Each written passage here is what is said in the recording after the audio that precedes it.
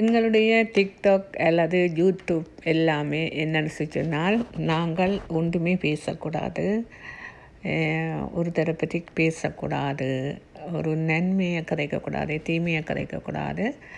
ஆனால் ஒரு நாள் தீமை கதைக்காமல் நன்மையை சொல்லிக்கொண்டு போகணும். அப்படியே சாஃப்டாக சொல்லி கொண்டு போகணுச்சுன்னா உங்களோட யூடியூப்பும் இருக்கும், உங்களோட டிக்டாக்கும் இருக்கும். நீங்கள் எதிர்த்து யாரையும் பேச விழிக்கிட்டீங்களோன்னு சொன்னால் உங்களுடைய யூடியூப் போயிடும்.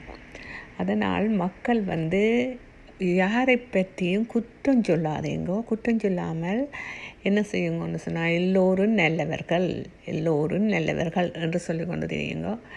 அப்படின்னு சொன்னால் உங்களோட யூடியூப் நல்லா வளர்ச்சி அடையும், உங்களோட டிக்டாக் நல்லா வளர்ச்சி அடையும்.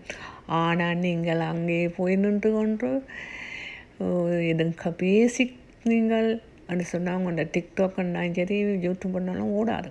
அதே கணத்தான் என்னுடைய டிக்டாக்கும் என்னோட யூடியூப்பும்.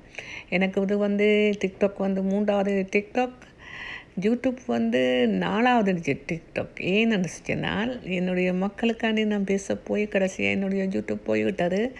எதுனா மொன்றியல் தமிழ் போய்விட்டது. இப்போ வளர்ச்சி என்ற யூடியூப் இருக்கின்றது.